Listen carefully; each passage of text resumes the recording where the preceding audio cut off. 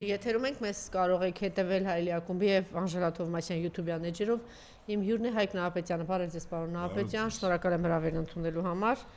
Օրը բարի չէր լինի Նիկոլի համար, եթե որևէ ցնցում չլինի մեր երկրում։ Արդեն շակերտավոր ավանդույթ է դարձել, բարի լույսը բոլորը դիմավորում են փոխանցելով մի ինչ որ զարուրելի բան կամ չգիտեմ որտեղ պայթուն, կամ սպանություն, կամ մահ, կամ ձերբակալություններ, կամ ԱԱԾ-ն ինչի բնակարան, կամ խուզարկություն, կամ գիշերով մտան, կամ լուսաբացին մտան, կամ կալանավորեցին, սա է։ Հայտնի բան կա, որ ասում են ցանկացած մարդ, երբ որ դառնում է երկրի ղեկավար, ինչ որ մի փուլից ինքը տանում է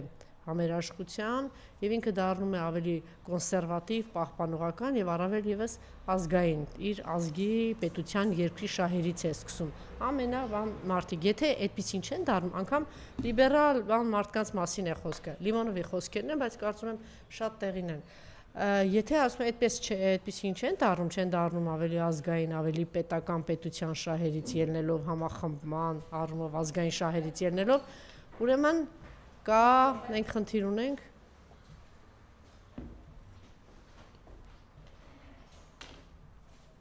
Կարող ենք նորից սկսել։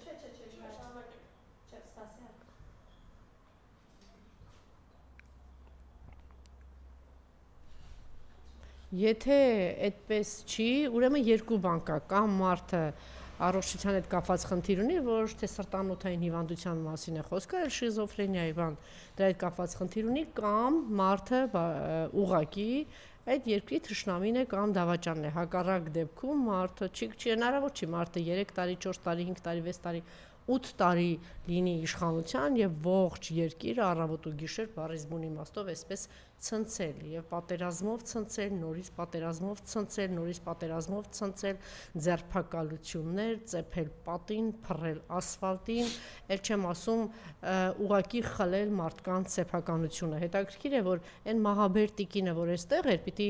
ամեն ինչ անեն, որ կերակրեին իրան այդ ինֆորմացիայով, որտեվ երեք ինձ հուշեցին, ասացին, որ նաեւ անպայման շեշտի, որ այս տիկինը նաեւ տգետ է, պատմություն չգիտի եւ իրականում չի էլ պատկերացնում։ Իրեն թվում է այսպես օթերից իջել է եւ այսպես կգա լոզունգներ կտարածի, որ Հայաստան եւ Ադրբեջան պիտի բարեկամություն եւ խաղաղություն լինի, ու այդ լոզունգներով պիտի ապրեն։ Ոչ անցյալը գիտի, ոչ ներկան գիտի, ոչ է պատկերացնում է, թե այս երկու ժողովուրդները, չեմ ասում Թուրքիայի հետ, հայ ժողովուրդը ինչ ճանապարհ է անցել եւ ընդհանրապես իրենց քաղաքականությունը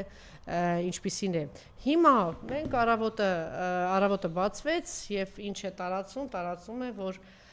մտել են ԱԱԾ-ականները, դիմակավորված անձինք, զինված, մտել են Գագիկ Ծառուկյանի տուն։ Հետո քիչ անց արդեն պարզ է դառնում, որ մուլտի գրուպ էր մտել, հետո կոնյակի գործարան, արդեն այս ինֆորմացիան շատ ակտիվ է։ Տնտես վարող սուբյեկտների տնօրենների տներ։ Անգամ այդպես։ Մտել են նաև այդտեղ, այնպես որ այս իմաստով վաղ տերոր տարածելու եւ ամենակարևորը, որ պիտի մարդկանց սեփականության նկատմամբ ոտնձգությունը, սա բարից բուն իմաստով ֆաշիզմի մի տեսակ է, նեոբոլշևիկների քաղաքականությունն է եղել, խլել, որ սա շատ, ես չգիտեմ, արևմուտքի համար սա բացարձակ բան է, չէ՞, սեփականության իրավունքը, տեսեք, անգամ այդ իմաստով է, չեմ ասում, որ մարդու իրավունքի սուրբ, այո, սեփականության իրավունքի, մարդու իրավունքի, հիմա ընտրելու իրավունքի հետ կապված մենք տեսնում ենք, թե ինչ է կատարվում Հայաստանի Հանրապետությունում, բռնաճնշումները, ավտորիտար համակարգ, ամեն ինչը շարունակվում է, ընդդիմադիր հայացք եթե ունես, քեզ անմիջապես պիտակավորում են, որ դու հիբրիդային պատերազմ ես բերում եւ իրենք նելով գործակալ, որ դու չգիտեմ ինչ երկրների գործակալ ես, իսկ այսօր քանի որ խնդիր ունեն թեքվելու դեպի արևմուտք, ամենահարմարը թերևս ներկայացնել, որ Ռուսաստանի Դաշնության ինչ-որ գործակալներն են եւ տանեն ձերբակալության, բայց տեսեք, ինքը նաեւ խորամանկ է, ինքը առերևույթ արևմուտքի հետ այդ կեղծ սուտ մահաբեր ժպիտներին տրվում է առերևույթ։ Եթե հետևում եք, տեսնում եք, որ տրվում է, այսպես սիրաշահում է, շատ ջերմ զրույցներ, ընդունելություն եւ այլն, բայց ինքը այդքան հիմար չի Նիկոլ, ինքը շատ լավ հասկանում է, որ իր տնտեսությունը պայթելու է, եթե Ռուսաստանի կողմից սահմանափակումները եւ սանկցիաները շարունակվեն։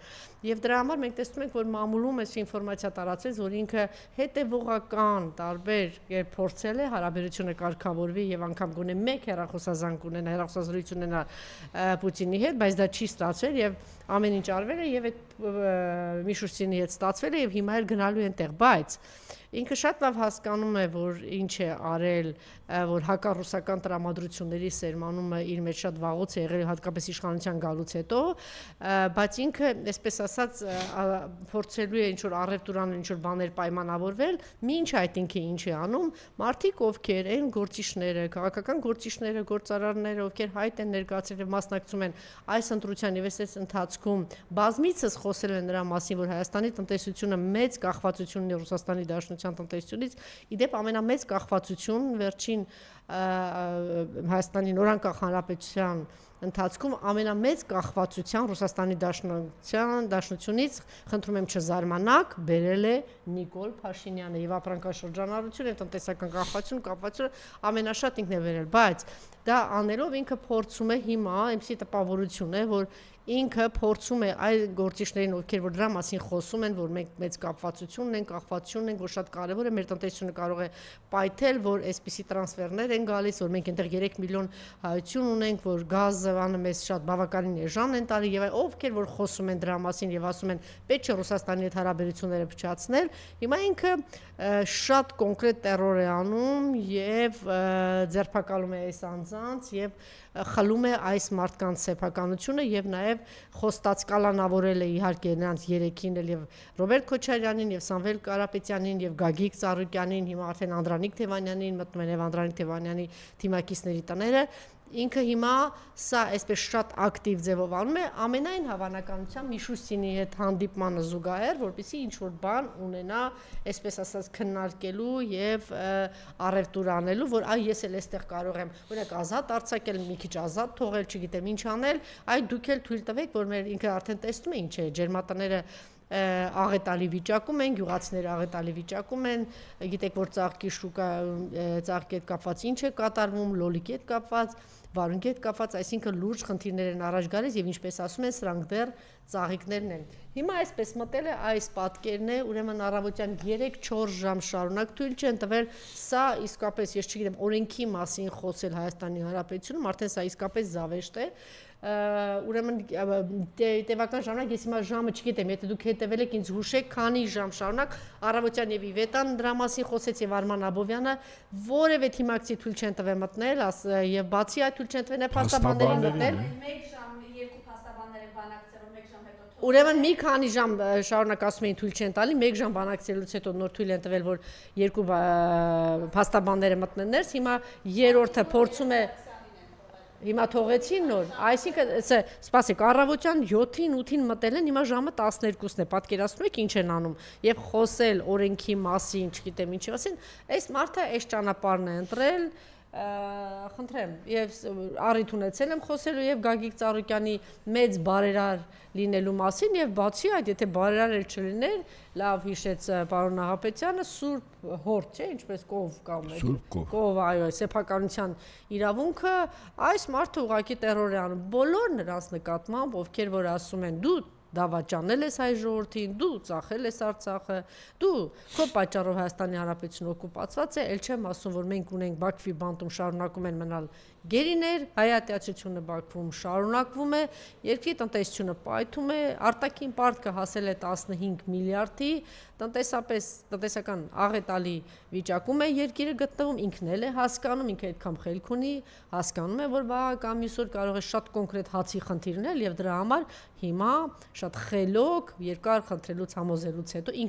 ինքն է համոզել եւ խնդրել, փորձեց գնալ եւ հանդիպել Միշուստինին։ Խնդրեմ, այո, եւ գրեցի, որ ինքը պետք է ելույթ չունենա, բայց հետո ասեցին փորձել։ Չէ, այնտեղ սպիկերների ցանկ կար, տարբեր ԱՊԱ անդամ երկրների վարչապետների, մի քանիսին հանել էին, այդ թվում նաեւ իրեն։ Այս արձանագրենք հիմա։ Արձանագրենք ինչ։ Փաշինյանը, ասենք, մեղմ ասած, լեզու է գտել Եվրամիության հետ։ Խնդիր չունի, չէ, Եվրամիությունից։ Ուրսուլա ֆոն դեր Լայն եկավ, ասաց Եվրամիությունը պատրաստ է։ Իդեպ իր կարգավիճակով առաջին դեմքն է։ Եվրահանձնաժողովի նախագահ։ Հայաստանը կապ չունի, խնդիրներ ունենա այլոց հետ, այդ թվում նաև Ռուսաստանի պատրաստ են օգնել։ Այսինքն արձանագրում ենք մի ուժային կենտրոն, Եվրամիություն, նորմալ հարաբերությունը։ Երկրորդ ուժային կենտրոնը Միացյալ Նահանգներ։ Տրամպի ուղին տրվեց 74% թե 76% ակցիաները տվեցին Միացյալ Նահանգների ինչ որ տնտեսվարող սուբյեկտներին։ Այդ տարածքը սկզբունքորեն ինքը միջանցք է, հանձնվել է Միացյալ Նահանգներին։ ԱՄՆ-ի կողմից խնդիր չունի, այդ թվում նաև մեր մոտ հատուկ եզակի մետաղներ կա, ընդերքի հետ կապված Մարկո Ռուբիոն էր, չէ՞ եկել օդանավակայանում ինչ որ բան ստորագրեց այդ հանքերի մշակման եւ այլն։ Դա էլ հանձնվեց Ամերիկային, այսինքն հանքերը հանձնվել է ԱՄՆ-ին, ճանապարհը կարևորագույն հանձնվել է ԱՄՆ-ին, հակառուսականության կամ Ռուսաստան դեմ պայքարի գործիքը որպես գործիք հանձնվել է Եվրամիությանը, հիմա նայում ենք ուրիշով կա։ Իրանի Իսլամական Հանրապետություն, հարաբերությունները Իրանի հետ ինչպեսին է։ Փորձում է մանևրել, փորձում է որպես այդ Տրամպի ուղին չդառնա Իրանի եւ ԱՄՆ-ի շահերի բախում Հայաստանի Հանրապետությունում։ Այսինքն մեր երկիրը չդիտվի որպես այդ երկու հզոր միավորների միջև կռվախնձոր մահու կենաց։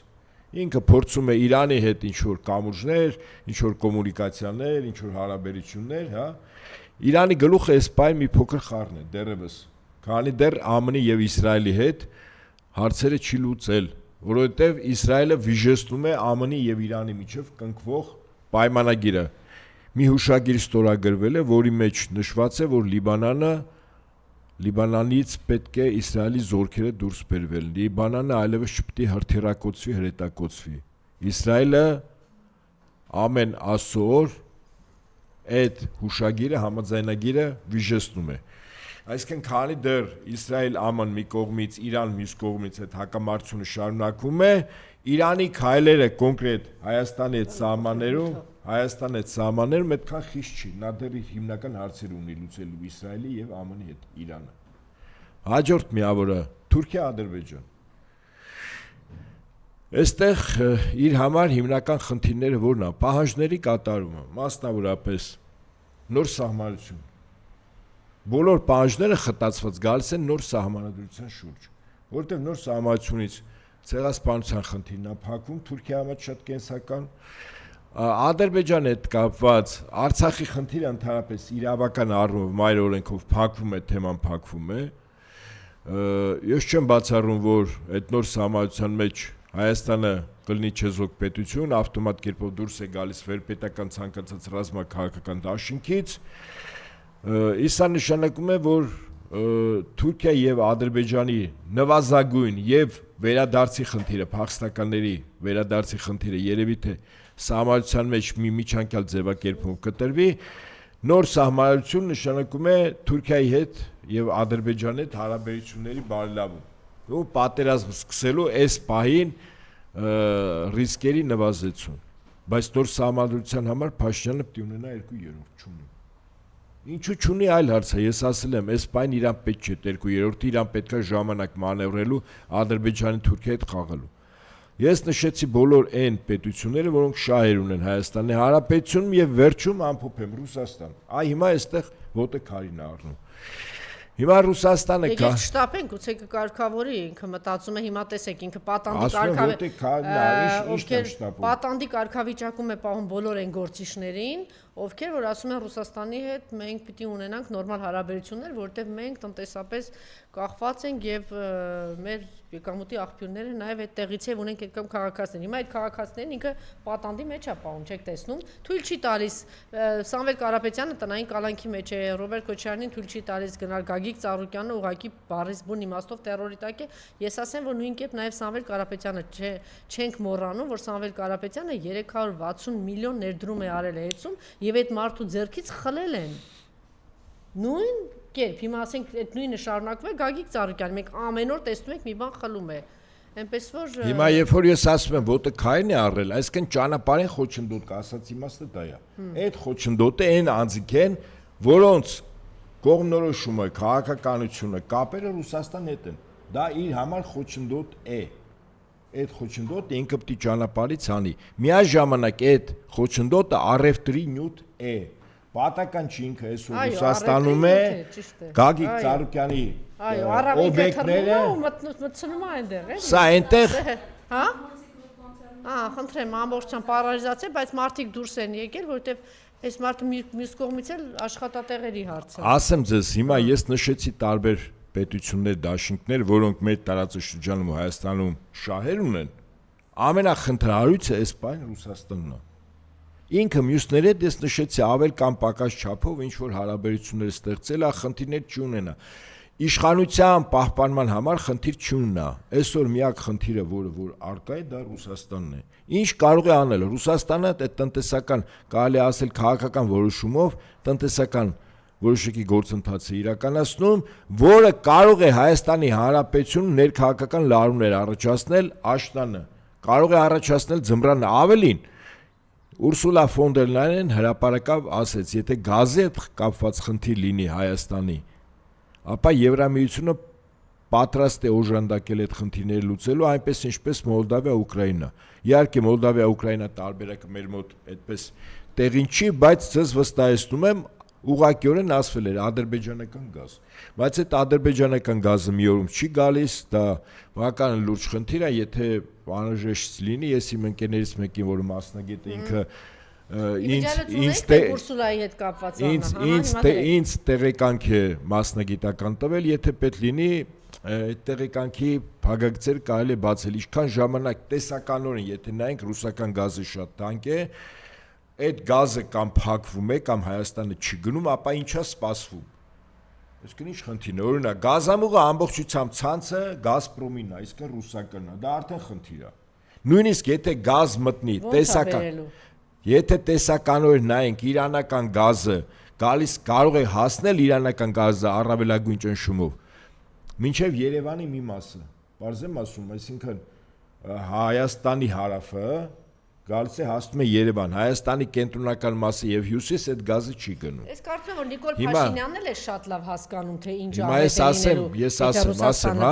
այսինքն Ռուսաստանն է իր համար այս պահին, իր եւ իր իշխանության համար խնդիրը Ռուսաստանն է։ Առավել եւս Սահմանադրական դատարանի որոշումից հետո անգամ Ռուսաստանը պաշտոնապես չճանաչեց։ Անուղղակի ճանաչել է, երբ այդ երկրի վարչապետը համատեղ միջոցառումների հետ է մասնակցում է իր հետ։ Սա անուղղակի ճանաչում է, բայց ուղղակի շնորհավորանք չկա։ Իր համար է խնդիր, թե ինքը հասկանում է, որ Ռուսաստանը, եթե տնտեսական է սահմանափակումները շարունակեն, երկիրը պայթելու է տնտեսական առումով։ Այսինքն եւ դրա համար ինքը շատ լավ գիտակցում է, ինչքան էլ որ Ուրսուլաները ժպտան ինչ որ բան խոստանան, ինքը հասկանում է, որ այստեղ ինչի կարող է վերածվել։ Դրա համար էլ առևտուր անում։ Դրա համար առևտուր անում, դրա համար ինքը իր թռնելուն զուգահեռ ասում է գնացեք Գագիկ Ծառուկյանի նկատմամբ այս տերորն արեք, դե այնտեղ պարզ է Սամվել Կարապետյան արդեն իր բռի մեջ է, կալանավորված է, Ռոբերտ Քոչարյանն էր սահմանափակումներ, Անդրանիկ Թևանյանին ձերբակալեք եւ այլն եւ այսինքն ինչքան ողջամիտ մարդ կա մեր երկրում, ինչ է ասում, բոլոր ողջամիտ մարդիկ ասում են նախ եւ առաջ դու ես ավելի խորացրել Ռուսաստանից կախվածությունը, ճիշտ է։ Իր ժամանակ եւ ապրանքաշրջանառությունը շատ ավելի մեծացել է, իր օրոք եւ եկամուտներն են այդտեղից եւ տրանսֆերն է ավելի շատ մեծացել։ Բոլորը ասում են, եթե դու գնում ես Ռուսաստանի դեմ ինչ որ քայլերի եւ այսօր Ռուսաստանի թշնամու արչեւ, Եվրոպայի արչեւ դու դարպասները բացում ես, ուրեմն դու խնդրեմ ես ստեղծելու։ Ինքն էլ դրանց նկատմամբ տերոր անում, որ գնա առևտուր անի։ Իմիջիայլոց այս նույն Ուրսուլայի մասին, որ այսպես հիացած ուրախացել եք, որ գալիս է, շատ հետաքրքիր է, թե իր գործընկերները ինչ են ասում։ Պարոն Ապետյան, ձեզ էլ հետաքրքիր կլինի, մատ լսեք ինչ է ասում։ Вы, главная политическая аферистка нашего времени. Хватит прятать глаза. Вы абсолютная лицемер, которая хладнокровно и расчетливо пустила Европу с молотка. Вы сидите в этом кресле не потому, что вас выбрал народ. Вас никто не выбирал. Вас посадили туда теневые элиты, чтобы вы окончательно выпотрошили наш континент. Вы архитектор нищеты и разрушения. Куда исчезли десятки миллиардов евро европейских налогоплательщиков? Вы отдали их фармацевтическим гигантам через тайные переписки. А потом вы просто стерли эти сообщения в телефоне, как дешевая карманница, которая в панике заметает следы на месте преступления. Вы украли наши деньги, вы уничтожили улики, и после этого вы смеете читать нам лекции о законе и демократии? Какая тошнотворная Շատ լավ, բացի այս էլ իր այդ կապված բազմաթիվ ելույթներ կան, թե Ուրսուլան ինչ է անում։ Լավ, Գագիկ Ծառուկյան, այս թեմայի մասին խոսենք եւ փակենք հիմա շարունակվում է, չէ՞ դա փաստորեն համատարած է։ Հայտարարություն, փաստորեն մտել են օլիմպիական ինչա կոչում քաղաք, Օլիմպիավան եւ այնտեղ միջազգային սպորտսմեններ են գտնում, բոլորին դուրս են անել։ Մենք ապրում ենք այսպիսի ժամանակներ, այսպիսի օրեր։ Թավշյա իրականություն է, նրանք ովքեր որ ընտրել են Նիկոլին, հիմա առերեսվելու են իրականության հետ։ Ցավոք սրտի մեր ողջ ժողովուրդն է առերեսվելու այս իրականության հետ, ու ստանում ենք այն, ինչ որ արել ենք։ Հիմա մենք դրա պատասխանը ստանում ենք։ Մի այսպիսի լրացում, հա, իր գործողությունների տրամաբանությունը։ Ես ասի, տրամաբանությունը մեկը արտաքին քաղաքական վեկտորն է։ Կոնկրետ Ռուսաստանի հետ խնդիրներ, իր ամբողջ քայլերի տրամաբանությունը Ռուսաստանի հետ հարաբերությունների կարգավորումն է, տեսական կարգավորումը, որը այնտեղից հարվածներ չստանա։ Իսկ հարվածները առաջնորդին տնտեսական են լինելու, որը կարող է Հայաստանում առաջացնել խնդրեմ իր իշխանության համար։ Ասում եմ, ես հիմա Ծառուկյանին կբռնեմ, այս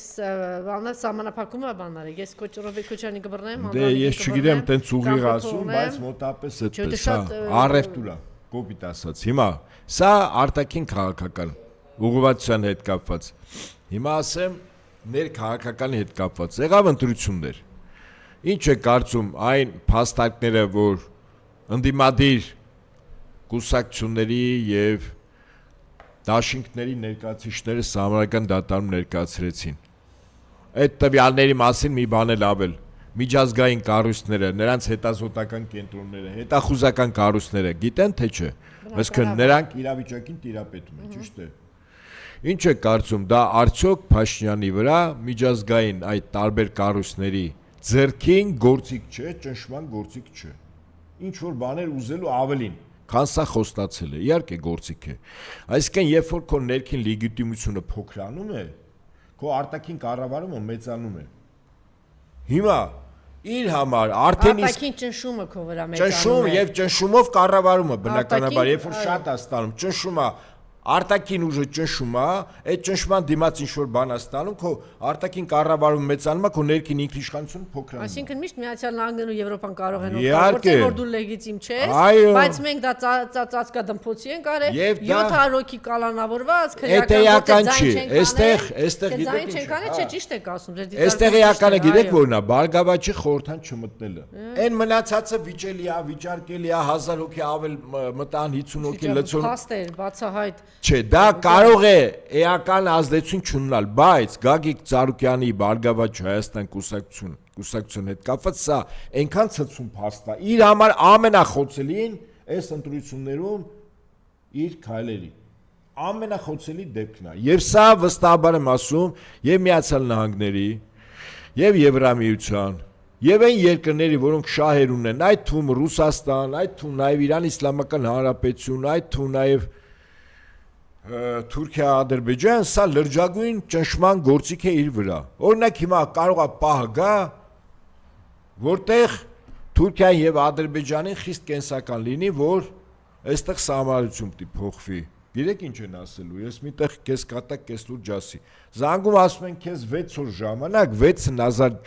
Գեգամ Նազարյանս գտնում։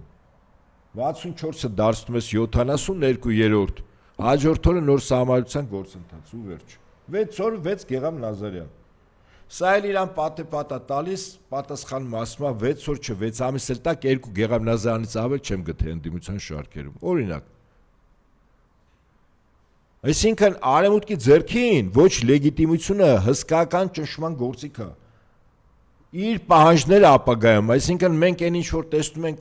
որևիցե պետություն ինչ է ստանում Հայաստանի շահերի հաշվին, այս դեռ միայն տեսանելի մասն է։ Բայց տեսնում է, բայց ինքը նաև խելք ունի, ինքը հասկանում է, որ Ռուսաստանի հետ եթե հարաբերությունները խզես, տնտեսապես պայթելու եւ կարող է մեծ բում առաջացնի, ինքը այդպես միանգամից չի գծվել, Արևմուտքի ու Թուրքիայի գիրկը։ Ինքը այստեղ փորձում է որ գծվել 2/3, Անժելա, որ գծվել 2/3 կնկարեր, ես շատ տրիվիալ եմ։ Ինձ մեկ-մեկ ասում են, այ տեսեք 2/3 չկարողացավ հավաքել, ասում են չուզեցավ։ Ամենայն լրությամբ եմ ասում։ Օրինակ մի վարքյան, մի րոպե, այդպես է, ես այդպես եմ կարծում, կարող եք չհամաձայնվել։ 2/3 նշանակում է հաջորդ օրից նոր սահմանություն ընդունելու գործընթաց, համաձայն եք։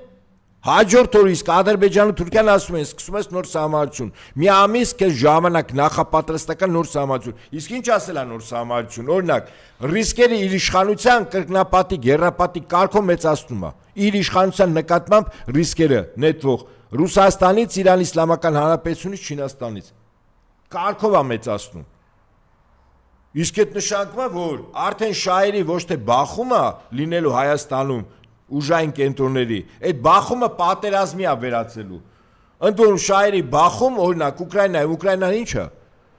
Ռուսաստան, ՆԱՏՕ, Ռուսաստան հավաքական արևմուտքի շահերի բախում է, արյունով արդեն։ Ես ինչ եմ ասում, երբ որ պահը գար նոր սահմանություն, կարող է Ռուսաստանն ու Իրանը այնպիսի քայլեր անեն, որ այստեղ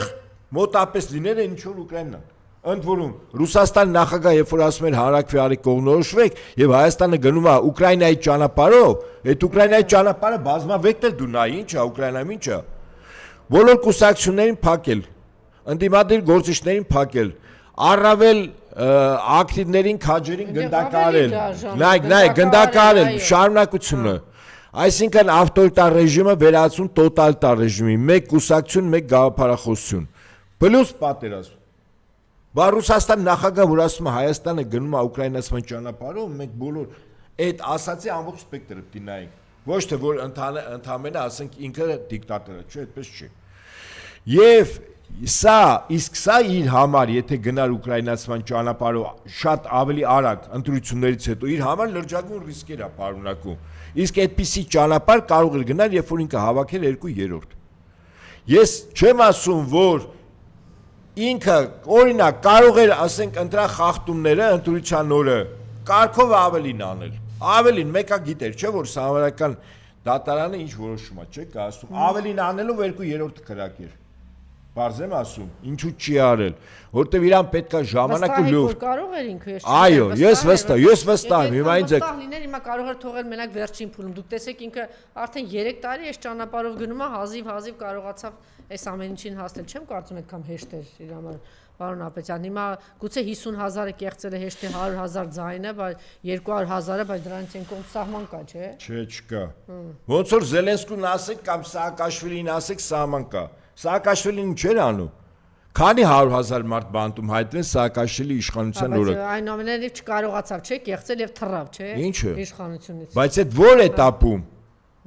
Երկու անգամ անցել է, չէ։ Դες արդեն երրորդ անգամ։ Չէ, Սաակաշվիլին արտահերթով չի մտել, կիսատով չի մտել։ Ասեմ ժամանակի առումով։ Հարգելիս, Սաակաշվիլի ժամանակ մի քանի 100,000 մարդ բանտերում են հայտնվել։ Սա այդպես չի, մեզ մոտ դեռ այդպես չի, դեռ։ Չէ, դեռ այդպես 100,000-ներով չն էլի հիմա ասում եմ։ Սաակաշվիլի ժամանակ հարյուրավոր ընդդիմադիրներ սպանվում էին։ Ասում եմ, այստեղ ընթացքի մեջ է։ Բանտում մահացել կամ բան հանգամանքներում, քանի ինքնասպանություն գիտենք հայտնի չի։ Մոռացաք Կուտոյան, Հայկ Հարությունյան, տեսեք ինչ դեմքեր են, 50 քանի մահ բանտերում։ Ասում եմ նույն ընթացքի մեջ է Սաակաշվիլուն վերջում այդ աճացնելու իմաստը ո՞րն էր բերելու։ Ռուսաստանի դեմ պատերազմ 2008 թվականի օգոստոսի 7 պարզ եմ ասում։ Այսինքն ներսում ստեղծում էր ավտորիտար ռեժիմի հենքի վրա տոտալիտար ռեժիմ, մի գաղափարախոսություն, մի կուսակցություն, մյուսներին փակում էր, ճնշում էր, ձերբակալում էր, գնդակարում էր, որ վերջը ինչ լիներ։ Վերջը Ռուսաստանի հետ պատերազմ։ Ռուսաստանում Առաջիններից մեկը պետական հեղաշրջման փորձը եղավ 2008-ի օգոստոսի 7-ին, եթե դա անդա ստանար, դա Ռուսաստանում Կրեմլում պիտի պայթեր, Մոսկվայում պիտի պայթեր։ Ռուսաստան, ուրեմն ինքը չի ուզում դա եւ հասկացել է, ինչ է անում Նիկոլի։ Ինքը փորձում է մանևրել, ինքը փորձում է մանևրել հնարավոր չի, լավ, եկեք այսպես ասեմ։ Ինքը հիմա փորձում է առևտուր անել։ Այն ինչ որ սա լավագույն ցուցիչն է։ Ես չգիտեմ ինչ ասում, բայց այդտեղ զուգադիպություն չի լինում, ինքը թռնում է Ռուսաստան Եկատերինբուրգ, այստեղ ձեր մտնում են Սահակյանի։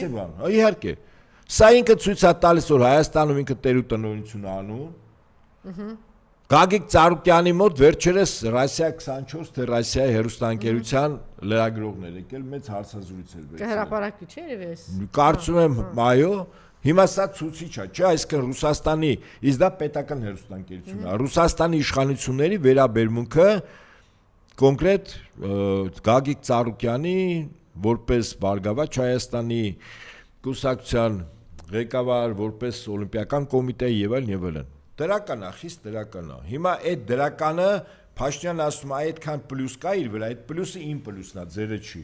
Որտեւ ինքը կարող է հայտնի շուտով բանկում։ Իմիջիայլև նկատել եք ոչ մի գործար, ոչ մի արևմտամետ գործի, սորոսական, ոչ մի քրեական գործեր բան դրանց վրա չկա։ Բացարձակ, դրանք բոլորը։ Գիտեք, չէ, բումերանգի օրենք աշխատում, հիշեք։ Ոք են արցախցի են, որ գնաց իրան բան պահեց, փակեցին, տեսեք ինչ արեց դեսպանատունը։ Բումերանգի օրենք աշխատում։ Երբ որ այդ մարդիկ որպես ազդեցության գործակալ հայտնեն բանտերում, ես կարծում եմ, այս կողմը եւս լուր կմնա։ Որը ճիշտ չի, ես չեմ ասում, որ դա ճիշտ բան է։ Չէ, չեն հայտնվելու, ինքը չի գնա դրա դեմ։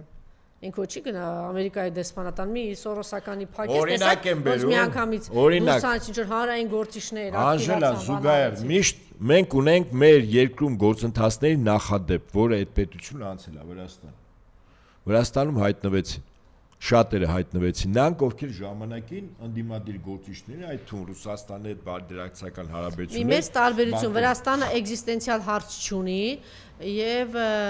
Թուրքիայի հետ, Ադրբեջանի հետ այդպիսի հարց չունի։ Մենք ունենք այդպիսի հարց։ Մենք խանգարում ենք Թուրքիային, ես կոկորտին ենք, այսինքն մենք ցես նստենք, ես սպասենք, այս փուլը անցնելու է ոնց որ Վրաստանում, չէ, այդ ընթացքում։ Ես ասում եմ Վրաստանում ինչ քայլեր են անում։ Այս տարածքը Թուրքիային պետքա եւ Արևմուտքին պետքա առանց հայերի։ Պատմականորեն դա այդպես էլ չեմ ասում, ադրբեջանցիները, եթե չեք հավատում, գնացեք Արցախ։ Հետո այդ օրինակը այդքան էլ լավ օրինակ չի, որտեղ այդ օրինակով կարող են հանգիստ լինել Վրաստանի օրինակով, ասեն դե մի օր էլ սա կհաղթահարվի, ոնց որ Սաակաշվիլին կվռնդեն, կգա կհայտնվի։ Արևմուտքի համար Սաակաշվիլու պարտությունը, Անժելա, մի րոպե, Սաակաշվիլու պարտությունը Արևմուտքի համար դաս էր։ Իրենք արդեն ունեն փորձառություն, այնպես անել, որ Սաակաշվիլի օրինակով բերված անձը չպարտվի։ 1, երկրորդ Մենք Վրաստանի մասն ենք ասում, Վրաստանը կորցել է 3 տարածք, 2-ը պատերազմով, որոնք ինքնիշխան երկրներ են Ռուսաստանի հետ խիստ բարդերացիական հարաբերություններ, երրորդը Թուրքիան տնտեսապես է նվաճել, Աջարիայի մասին է խոսքը։ Ով ասում որ Հայաստանի ճակատագիրը Թուրքիան այդպես չի դիտում։ Ես կարծում եմ Թուրքիայի Ադրբեջանին ուրիշ բան է, այո, Ադրբեջանին պետքա որ այս տարածքը ամբողջովին իրենը լինի, այստեղ էլ հայ չլինեն։ Թուրքիային դեռևս խաղալու համար պետքա որ լինի Հայաստանի Հանրապետություն, բայց ամբողջովին իր կառավարության տիրույթում։ Ձևական գրվում է ՀՀ, օրենք, դրոշ եւ այլն, բայց ինքը պետք է վերահսկի։ Ինչու՞, որտեվ Հայաստանը գործիք է Ռուսաստանում լրջագույն ազդեցություն մեծացնելու հայերի միջոցով։ 3 միլիոն հայ ապրում են Ռուսաստանում։ Պատկերացրեք, եթե Հայաստանը ամբողջովին Թուրքիայի ազդեցության ներքո է, տնտեսապես, արժե համակարգայինով, պատմությունով, մշակույթով, կոմունիկացիաներով, էներգակիրներով, ամբողջովին Թուրքիան վերահսկում է Հայաստանը, ոչ Ադրբեջանը, սրանք տարբեր մոտեցումներ են։ Ադրբեջանը ասում է, մենք ենք գալու ստեղ, հայ պիտի չլինի, վերջ։ Թուրքիան ասում է, չէ։ Այդպես չի, Թուրքիայի մոտեցումը դա չի։ Թուրքիան ինքը իր արչևից բուֆերային գոտիներ է ստեղծում իր մրցակից պետությունների վրա ազդելու։ Այդ բուֆերային գոտիներից մեկը Հայաստանն է, բուֆերային գոտիներից մեկը Աջարյանն է։ Փաշինյանը իմ կարծիքով, Փաշինյանի ամբողջ քաղաքականությունը հետևյալն է, ինքը Հայաստանը դարձնել Թուրքիայի համար բուֆերային գոտի կամ ժողովրդական լեզվով ասած Հայաստանը դառնա Թուրքիայի վիլայետ։ Ալիև այդ առումով համաձայն չէ այդ մոտեցման, իդեպ ասեմ ձեզ, Ալիև ասում է չի ասում, այսին պատմական հայրենիքն է, իմ վրա պրոյեկտ կա Սեֆյանների կայսրություն պիտի վերականգնեն, այդ մեզ Թուրան հետ կապ չունի։ Հիմա տեսեք, ինձ մեղադրում են, ասում են Անժելա, դուք պաշտպանում եք այն մարդկանց, որ 2018 թվականին պաշտպանել են Նիկոլին նախ այս այն որ երախտամորության բանը կա Նիկոլի մոտ եւ ընդհանրապես Մարգարիտան էլ չէ վերջերս խոսեց, ասեց մեր ժողովրդի հետ կապված, որ այսքան բան է արել Ռուսաստանը, ռուս ժողովուրդը ընդհանրապես հայերի համար ոնց են ուրանում։ Հիմա տեսեք, այս պահը կա անշուշտ Նիկոլիի բարակային, որ ոնց է ուրանում, չէ։ Ի վերջո, եթե Գագիկ Ծառուկյանին չքվեարկեին, հանրապետականը չքվեարկեր, ինքը չէր դառնալու։ Իհարկե, սա այս ամենը մոռանում է։ Հիմա ինչ վերաբերում է ինձ, որ ասում եք պաշտպան։ Հիմա ես մեղք ունեմ, որ 2018 թվականին 20 ուղեղով մարդ կար, այս 20 գիտակից մարդ կար, որ հասկանում էր ինչ աղետի մեջ ենք, այսպես հորտի հրճվանքով բոլորը գնում էին։ Այդ մի հատ Աղվան Վարդանյաններ գիտակցում, մի հատ Ռոբերտ Քոչարյաններ գիտակցում, մի 5 հոգի հանրապետական կուսակցությունից, չգիտեմ, գիտակցում էին թե չէ, եւ մի 10 մտավորական։ Հիմա բայց այնուամենայնիվ եթե մարդիկ գիտակցել եւ հասկացել են գոնե միջև պատերազմից հետո եւ հասկացել են եկել են այս կողմ, պիտի այդ մարդկանց իհարկե պաշտպանել։ Պատերազմից հետո, եթե պատերազմից հետո են մնացել Նիկոլիի կողմը, սա արդեն աղետ է, դրանց մասին չեն խոսում, բայց այս մարդիկ գիտակցել են, չէ՞, պատերազմից հետո պահանջել են Նիկոլիի հրաժարականը, ինչի մասին է խոսքը, դրա համար էլ, այո, բա ինչ անենք, բա չպաշտպանենք, ասենք Նիկոլը ճիշտ է անում, մնացել են, ասենք վերջին մի քանի դիմադրություն է մնացել, դե հայտարարենք, ասենք Նիկոլը ճիշտ է անում, թող բոլոր բաները կոտրի, որ թուրքերը ավելի հեշտությամբ կան, ինչի մասին է խոսքը։ Այսպես։ Ինձ իմ ծանոթները կներեք ասում են մտերիմները, որ օրինակ ազգային ժողովի նախագահի քաղ պայմանագրից թեկնածու ընտրվել է Ռուբեն Ռուբինյանը։ Ասում են դե ինքը բական ագրեսիվ երիտասարդ է, ինքնահաստատման Ռուբեն Ռուբինյան ինքը խնդիր ունի ինքնահաստատման ինքը առավել կոշտ քայլերի գնացող է, քան Ալեն Սիմոնյանը։ Ես այդ միտքս ավարտեմ, ես այդ առումով համաձայն եմ, բայց ես ուզում եմ վերահաստատել իմ մոտեցումը առ այն, որ Փաշինյանի երկրում բականի լուրջ իշխանություն, կարելի ասել երկրորդ դեմք, ինչ որտեղ առաջին, որտեղ խորհրդանն է, հա, վարչապետ ընտրում, նշանակվում է մի մարդ, որը Թուրքիայի հետ Հայաստանի հարաբերությունները կանոնակարգելու, բարելավելու, հարաբերությունները դիվանագիտական ստեղծելու ակունքներում է կանգնած այս իշխանության օրենքը։ Դա Ռուբեն Ռուբինյանն է։ Եվ ըստ այդմ այդ անձի ընտրությունը Հայաստանի քաղաքական իշխանության մոտակա տարիների ռազմավարությունն է ցույց տալիս, այսինքն Հայաստանը պետք է լինի Թուրքիայի հետ առավել սերտ հարաբերություններ բոլոր առումներով, ոնց ուզում եք հասկացեք, որը ըստ Փաշինյանի իմ կարծիքով երաշխիքն է, որ Ադրբեջանը պատերազմ չի սկսի, այսինքն Ադրբեջանը մեր դեմ պատերազմ չսկսելու երաշխիքը դառնում է Թուրքիան։ 1, երկրորդ։ Ինքը գտնում է, որ Թուրքիայի հետ այդ լավ հարաբերություններն է, որը թույլ կտա որոշակի առումով հակակշռել իր այն արևմտյան քայլերին, որից դժգոհ կարող է լինել Իրանի Իսլամական Հանրապետությունն ու Ռուսաստանը։ Ինքը նաև Թուրքիայով է փորձում հավասարակշռել, հակակշռել։ Թուրքիան շատ հանգուցային երկիր է Փաշինյանի կողմից վարվող քաղաքականության մեջ եւ պատական չի։ Սա այս նկարը ինքնին ցուցիչ է Էրդողանի դեմքով գիրքը կրծքին սրտին սխմած Էրդողանի հետ սա երթման նման ուխ տանելու նման մի քայլ է։ Պարոն Ապետյան, ես դուք պատասխանում եք, թե ուշադիր լինեք, կտեսնեք, որ հիմա Նիկոլը առաջ է բերել այն մարդկանց, որ մտավոր շատ ցածր ընդունակություններ ունեն։ Ինտելեկտ բառը չեմ օգտագործում, շատ անհարմար կլինի, ասենք, դե ուզում եմ ասել, ինքը շատ իջեցրել է դա։ Հիմա պարզ է, չէ, ծիծաղելի կլինի, ինչ որ մեկը մտավոր բարձր ընդունակությունների մասին խոսի Ալենի, բայց համեմատելու էլ չի Ռուբինյանի հետ եւ հոգեկան առումով ինչ որ անհավասարակշիռ։ Ինչն է, դու կարծում եք միայն Թուրքիային հաճանալու, ինքը նաեւ շատ իջեցրել եւ ցածրացրել է այս կատեգորիայի մարդկանց վերելով եւ այս մարդը որ խոսում է, ես չգիտեմ, սա իսկապես խուժանապետության մասին է խոսքը, երեք դուք լսել եք, որ ասում է դե լավ է, եկեք այստեղ, այսինքն այնտեղ չգիտեմ ինչ տեղ, մի հատ էս դրեք տեսեք ինչ է ասում, այս անձը։ Կալուգացիները արդեն 2 օր է ընկած բացատրում են իրենց ընտրողներին։ Լավ, չէ, ինձ այնքան տհաճ է, դաժե սա ձայնը ուրանը չեմ ուզում լսել, պատկերն էլ հանեք այստեղից։ Ես մի ուրիշ զուգահեռ բերեմ, որովհետեւ մեզ լսողները միգուցե նաև մասնագետների, միգուցե նաև խորհրդի կարգով ապագայում գնահատելու համար որոշակի ինֆորմացիա լինի։ Իմ կարծիքով Փաշինյանը իրեն ներկա իրողությունների մեջ մոտապես նույնականացնում է իրեն իր քայլերը որպես երկրի ղեկավար Քեմալ Աթաթուրքի հետ։ Ուրեմն Քեմալ Աթաթուրքը կարողացավ Օսմանյան կայսրության փլատակների վրա խիստ մրցակցային պայմաններում կարողացավ իշխանություն վերցնել։ Եվ խնդիր դրեց ոչ թե Օսմանյան կայսրության վերականգնում, այլ ինչ մնացել է այդ Թուրքիայից պատառների հավաքում եւ իրական Թուրքիա ստեղծել, ոչ թե Օսմանյան կայսրություն, ուշադրություն դարձրեք։ Պատերազմի դաշտում պարտությունից հետո Փաշինյանը իրական Հայաստան է ստեղծում։ Այսինքն ես կարծում եմ, որ Փաշինյանի եւ Քեմալ Աթաթուրքի մոտեցումները երկրի ներկային եւ ապագային բավականին մոտ են, նույնական են։ Ընդ որում Քեմալ Աթաթուրքը իր մրցակիցների նկատմամբ խիստ անողոք է եղել, դպասեմ ցես։ Խիստ։ Մի քիչ շատ է գերագնահատում, ինքը մեծ հայր է իրականում Աթաթուրքը Թուրքիայի համար, ինքը կարողացել է պահպանել Թուրքիան այդ սահմաններով, ինքը իսկ Նիկոլը ոչ մի տարբերություն չկա, Նիկոլի, Մոլդովայի նախագահի, Վրաստանի, իրանք արևմուտքը գտել է այդպիսի կերպարներ, որոնք պատրաստ են գնալ իրենց սեփական ազգի ազգային ինքնության դեմ, ոչնչացնել դա եւ ինքը մեր կոնկրետ բոլոր քայլերով գնում է մեր ազգային ինքնության դեմ, այնպես ինչպես որ Մոլդովիայի, ինչպես որ Վրաստանի, այնպես արևմուտքը, այդպես ինչպես որ Ուկրաինայում ազգային ինքնության դեմ գնացող ման գործիչներ են գտել, ինքն էլ ընդամենը այդ բոլոր հիմքերը, եթե հետևեք իրեն, որ ազգային բոլոր հիմքերը սախոցով դրած բան կտրում է։ Հիմա ես մի անգամ էլ ասեցի, ինքը գործարարները ազգային այդ բոլորը դրած ինքը բանով կտրում է։ Իմիջիայլոց որոշեցին մեր ընդդիմությունը որ պիտի վերցնի մանդատները եւ շատ ճիշտ արեցին, որովհետեւ եթե ընդդիմադիր ինչ որ շերտեր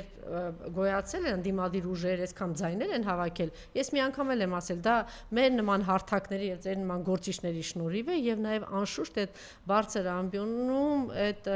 իրենց խոսքը հնչեցնող ընդդիմադիր գործիչների, ընդդիմադիր падգամավորների գործունեության շնորհիվ է, որ մենք ունենք նաեւ ընդդիմադիր այդպիսի շերտ։ Հիմա ես ուղղակի չեմ հասկանում, բան է փողոցային պայքարը սկսում են մի հատ ինչ որ խումբ կա գյադաների, սկսում են ամբողջ օրը դա ծաղրել, քննադատել, չգիտեմ ինչ անել, ասել սա է, հա ինչ անենք, հիմա մի անգամ պարտվեցինք, երկրորդ անգամ կարող էինք, աղա 10 արևմուտքը 1000 անգամ եմ ասել, չի օգնում։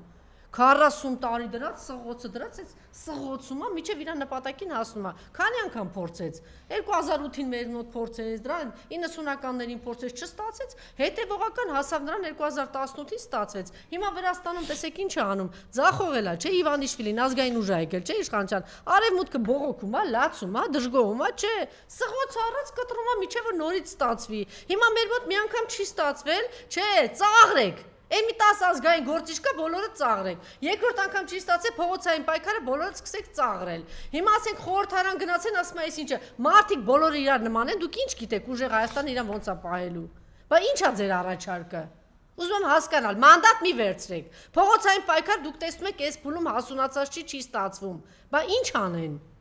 Ինչ ո՞րն է էլի պայքարը, մա դուք բացատրեք։ Պարոն Ապիցյան, բա ո՞րն է պայքարը։ Այսինքն իրանք իրանք ստացած ձայները, մանդատները չվերցնեն, այն խուժանները կոռուպցիայով անցած մարդիկ, բռնությամբ, տերորով անցած մարդիկ գնան խորհրդարան, ո՞նց թե։ Իսկ դուք ինչ գիտեք, վաղը չեմ իսօր ինչ զարգացումներ կարող է լինել եւ այդ մանդատները որտեղ կարող են պետք գալ։ Ինչ գիտեք, ինչ process-ներ են գնալու։ Ուրեմն ասեմ, նախ հարցադրումը մանդատ վերցնելու ճիշտ չի, այտենց հարցադրում գոյություն չունի։ Վերցնելու հարցադրում գոյություն չունի։ Դու ցուցակով քո ուժը հաղթելա կենտրոնականը հաստատելա, դու արդեն վերցրած ես։ Դու ընդհանրապես մանդատից պիտի հրաժարվես։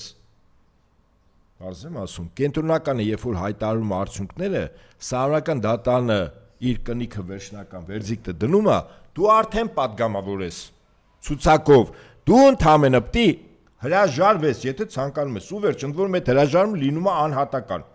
ոչ թե խմբակցությունն հրաժարում։ Սա առաջին, կարծում եմ այդպես է իրականությունը։ Ուղղակի մենք քարոզչական առումով ենք ասում էլի վերցնել, չվերցնել։ Հիմա երկրորդ, ընդդիմության ցանկացած գործիք իշխանության դեմ, եթե իշխանությունը տանում է հակազգային, հակապետական քաղաքականություն, ցանկացած գործիք աշխատողը, ցանկացած, այդ թվում նաև, եկեք այսպես նայենք, հա, ասենք, այդ գործիքը դու չես վերցնում, այդ գործիքի տեղը գալիս են, օրինակ Վրաստանի օրինակն եմ բերում։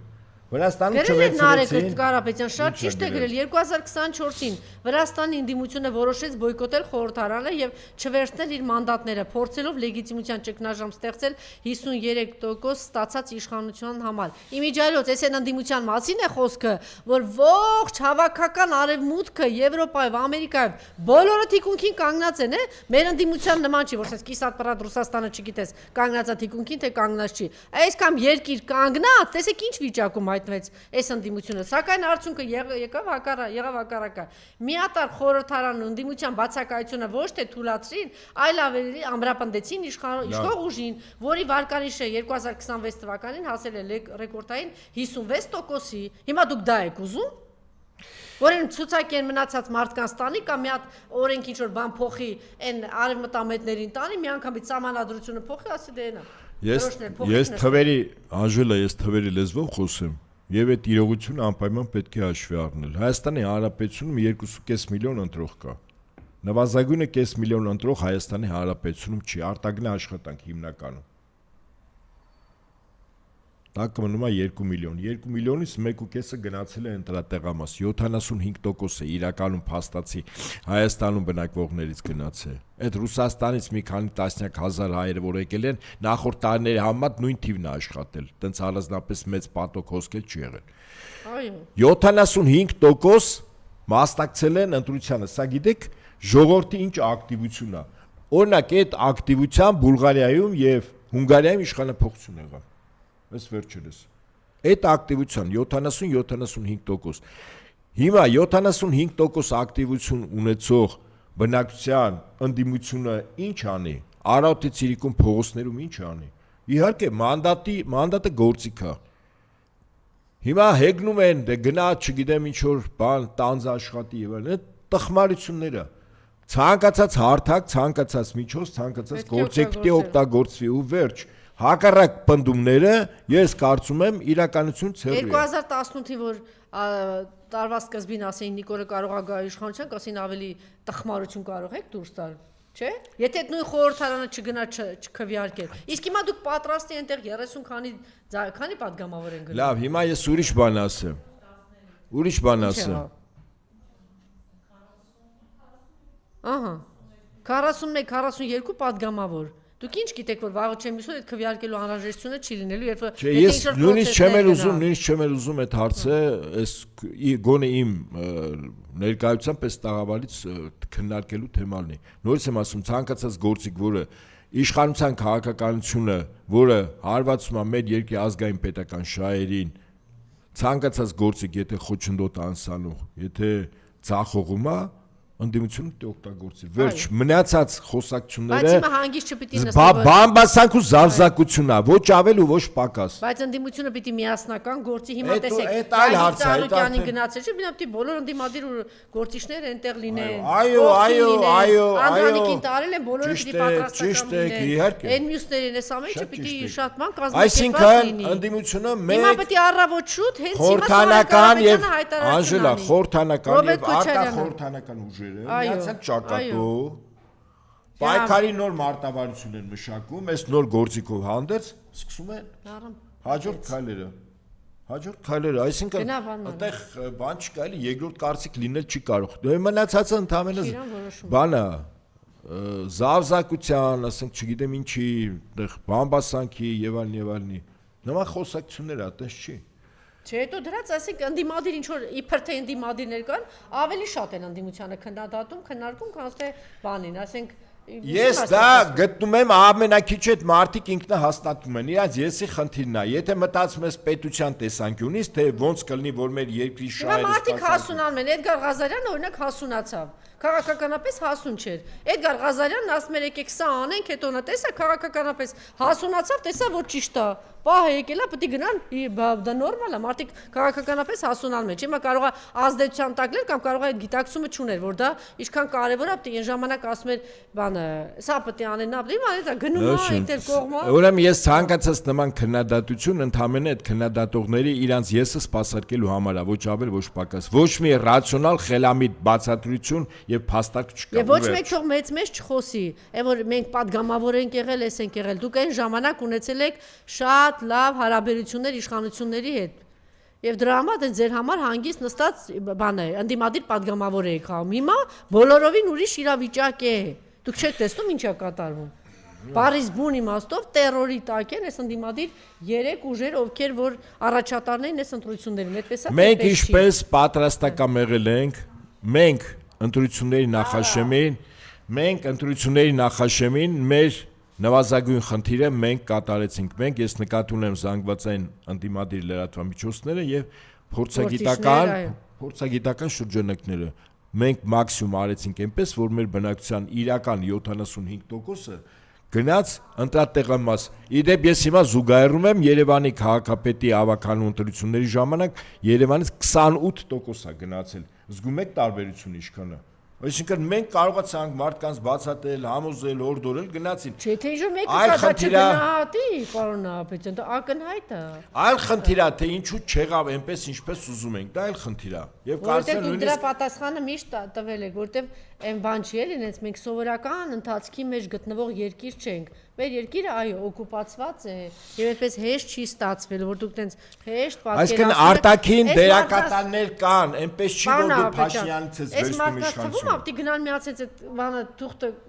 քվեարկեն վերջ։ Արդեն վերջը չէ, մենք այդ վիճակում չենք, որ մի հատ սովորական քվեարկությամբ մենք պիտի բան անենք, ազատագրվենք, էլի։ Այդ վիճակում ենք մենք։ Ոչ։ Այդ դրա մասին ես միշտ ասում։ Հիմա կոչ բոլոր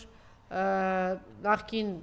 խորհրդարանական, ներկա խորհրդարանական ընդդիմությանը, արտախորհրդարանական ուժերին, ձեր ուժերը հնարավորինս մեկտեղելու, համատեղելու խնդիր կա։ Նպատակը հստակ է, ընդհանրապես պիտի համատեղել։ Դրսի պայքար, խորհրդանի պայքար, քարոզչական պայքար, այս լրատվամիջոցներով ավելի ուժեղացված, այստեղի պայքար, այո։ Չէ, անհավասար պայմաններ են, ողջ արևմուտքը կանգնած է իր լրատվամիջոցներով, հասարակական, հա, բայց ազգային է, երկիրը դա լրացուցիչ քառապատիկ, հազարապատիկ ուժ է, չէ։ Այնտեղ կարող է չգիտեմ ինչքան փող է լինի, բայց այստեղ գիտակցում կա, չէ, որ սա ազգային ինքնության եւ գոյության։ Պարզ ասեմ, մեր ժողովուրդը հստակ գիտակցում է, որ ճշմարտությունը, որով ինքը պայքարում է, իր հետ է։ Մեր դիմաց հակառակորդը օկուպանտ է։ Մեր խոսելու շնորհիվ է, որ ինչպես ասեց 70 քանի տոկոսը գնացել է ընտրության։ 3 քանի տոկոսը կամ այդպես են ասում 40 քանի տոկոս ընդդիմությունը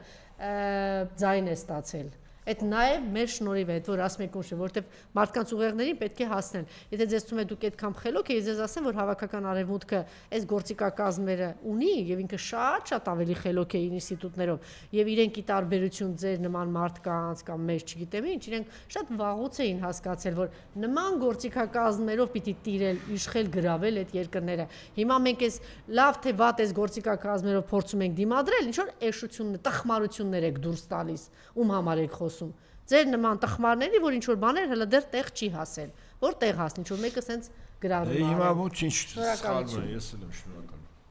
Համբերություն։